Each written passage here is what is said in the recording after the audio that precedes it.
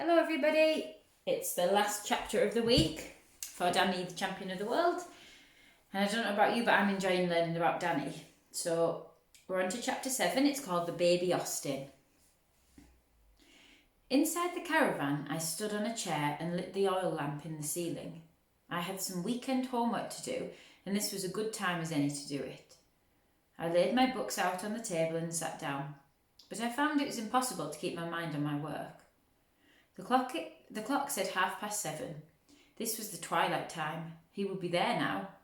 I pictured him in his old navy blue sweater and peaked cap, walking soft-footed up towards the woods. He told me he wore the sweater because navy blue hardly showed up at all in the dark. Black was even better, he said, but he didn't have a black one, and a navy blue was next to best.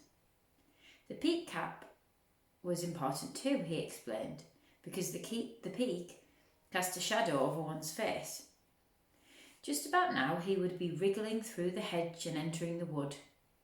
Inside the wood I could see him treading carefully over the leafy ground, stopping, listening, going on again, and all the time searching and searching for the keeper, who would somewhere be standing still as a post behind a big tree with a gun under his arm. Keepers hardly move at all when they're in the wood watching for poachers, he told me. They stand still, right up against the trunk of a tree, and it's not easy to spot a motionless man in that position at twilight when the shadows are as dark as a wolf's mouth. I closed my books. It was no good trying to work. I decided to go to bed instead. I undressed and put on my pyjamas and climbed into my bunk. I left the lamp burning. Soon I fell asleep. When I opened my eyes again, the oil lamp was still glowing, and the clock on the wall said 2:10. 2:10. I jumped out of my bunk and looked into the bunk above mine. It was empty. He'd promised he would be home by 10:30 at the latest, and he never broke promises. He was nearly 4 hours overdue. At that moment, a frightful sense of doom came over me. Something really had happened to him this time. I felt quite certain of it. Hold on, I told myself, don't get panicky. Last week you got all panicky and you made a bit of a fool of yourself. Yes, but last week was a different thing altogether. He had made no promises to me last week. This time he had said, I promise I'll be back by 10:30. Those were his exact words, and he never, absolutely never broke a promise. I looked again at the clock. He had left the caravan at 6, which meant he'd been gone over 8 hours. It took me 2 seconds to decide what I should do. Very quickly, I stripped off my pyjamas and put on my shirt and jeans. Perhaps the keepers had shot him up so badly he couldn't walk. I pulled my sweater over my head. It was neither navy blue or black. It was a sort of pale brown. It would have to do. Perhaps he was lying in the wood, bleeding to death. My sneakers were the wrong colour too. They were white. But they were also dirty, and that took a lot of whiteness away. How long would it take me to get to the wood? Half an hour? Less if I ran most of the way, but not much less. As I bent down to tie the laces, I noticed my hands were shaking, and my stomach had that awful prickly feeling as though it were full of small needles. I ran down the steps of the caravan and across to the workshop to get the torch. A torch is a good companion when you are alone outdoors at night, and I wanted it with me. I grabbed the torch and went out of the workshop. I paused for a moment beside the pumps. The moon had long since disappeared, but the sky was clear and a great mass of stars was wheeling above my head. To my right, going away into the blackness of the countryside, lay the lonely road that led to the dangerous wood. 6.5 miles. Thank heavens I knew the way, but it was going to be a long, hard slog. I must try to keep a good steady pace and not run myself to a standstill in the first mile. At that point, a wild and marvellous idea came to me. Why shouldn't I go in the Baby Austin? I really did know how to drive. My father had always allowed me to move the cars around when they came in for repair. He let me drive them into the workshop and back them out again afterwards. And sometimes I drove one of them slowly around the pumps in first gear. I loved doing it. and I would get there much quicker if I went by car. This was an emergency. If he was wounded and bleeding badly, then every minute counted. I had never driven on the road, but I would surely not meet any other cars at this time of night. I would go very slowly and keep close to the hedge on the proper side. I went back to the workshop and switched on the light. I opened the double doors. I got into the driver's seat of Baby Austin. I turned on the ignition. I pulled out the choke. I found the start button and pressed it. The motor coughed once, then started. Now for the lights. There was a pointed switch on the dashboard, and I turned it to S for side lights only. The side lights came on. I felt for the clutch pedal with my toe. I was just able to reach it, but I had to point my toe if I wanted to press it all the way down. I pressed it down, then I slipped the gear lever into reverse. Slowly I backed the car out of the workshop.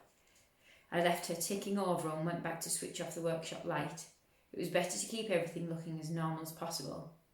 The filling station was in darkness now, except for a dim light coming from the caravan where the little oil lamp was still burning. I decided to leave that on.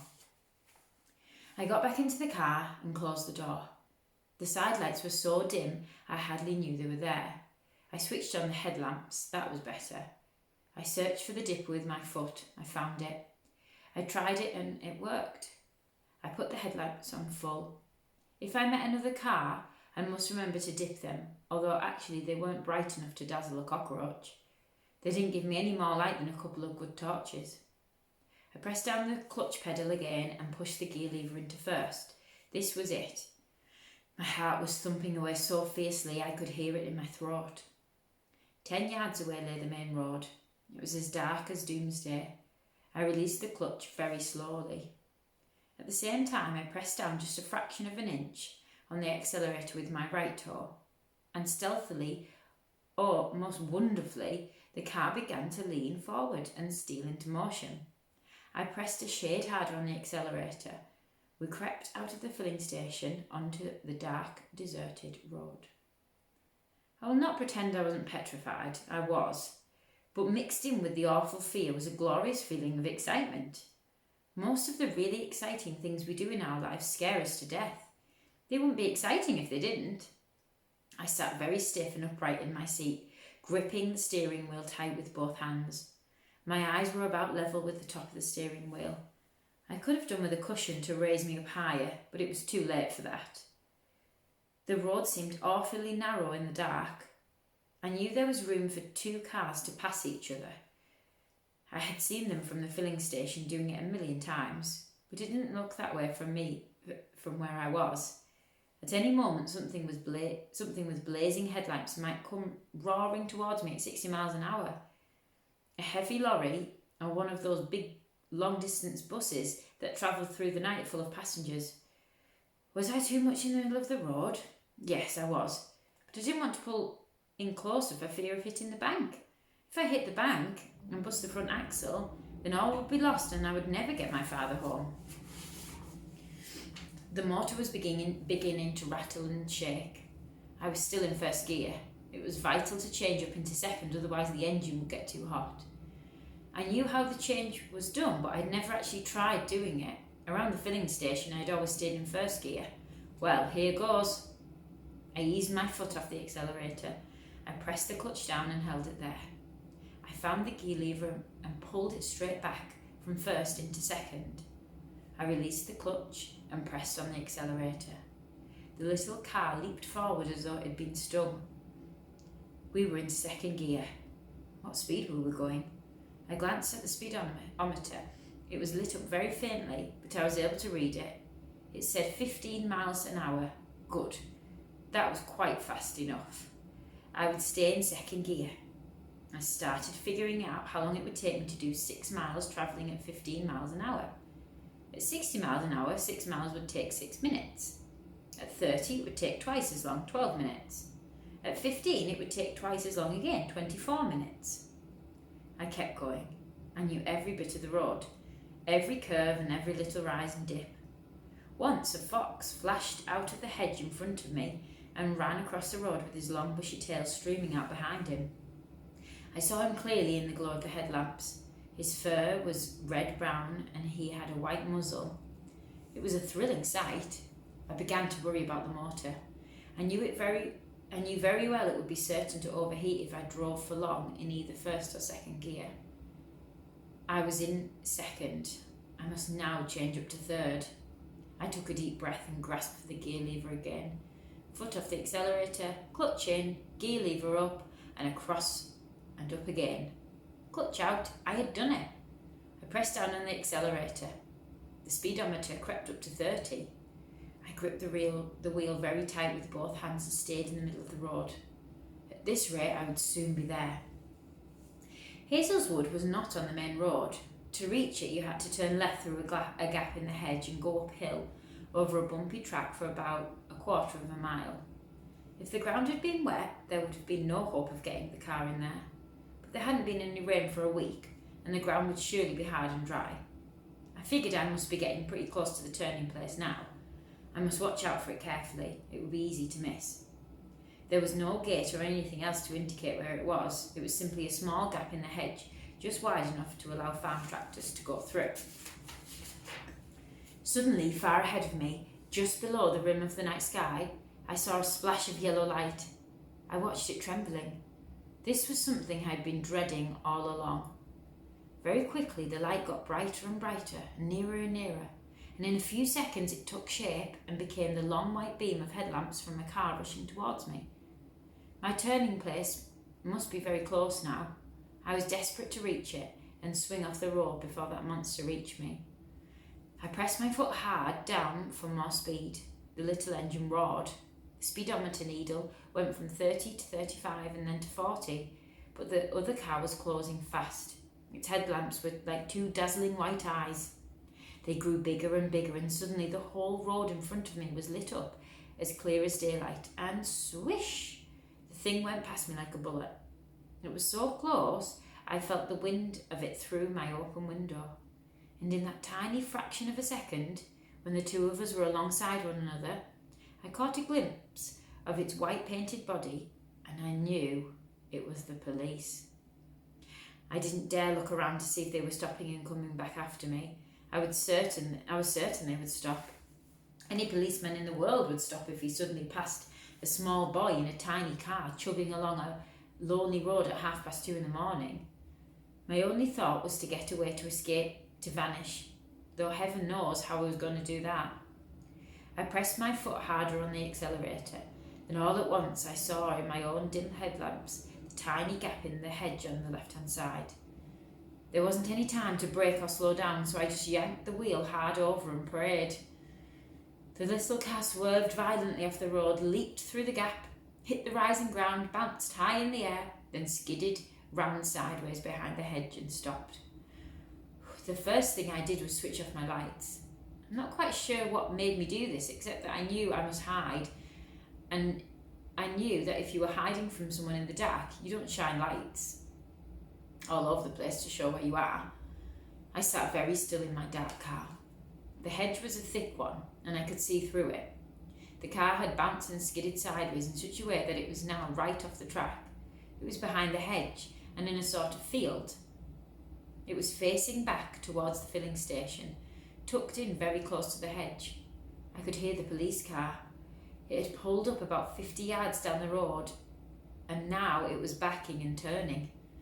The road was far too narrow for it to turn round in one go. Then the roar from the motor got louder, and he came back fast, with engine revving and headlamps blazing. He flashed past the place where I was hiding and raced away into the night. That meant the policeman had not seen me swing off the road. But he was certain to come back again looking for me, and if he came back slowly enough, he would probably see the gap. He would stop and get out of his car. He would walk through the gap and look behind the hedge, and then his torch would shine in my face, and he would say, "What's going on? What's the big idea? Where do you think you're going? Whose car is this? Where do you live? Where are your parents?" He would make me go with him to the police station, and in the end they would get the whole story out of me, and my father would be ruined. I sat quiet as a mouse and waited. I waited for a long time. Then I heard the sound of the motor coming back again in my direction. It was making a terrific noise. He was going flat out. He whizzed past me like a rocket. The way he was gunning that motor told me he was a very angry man. He must have been a very puzzled man too. Perhaps he was thinking he'd seen a ghost boy driving a ghost car. I waited to see if he would come back again. He didn't come. I switched on my lights, pressed the starter. She started at once. But what about the wheels and the chassis? I felt sure something must have got broken when she jumped off the road onto the cart track.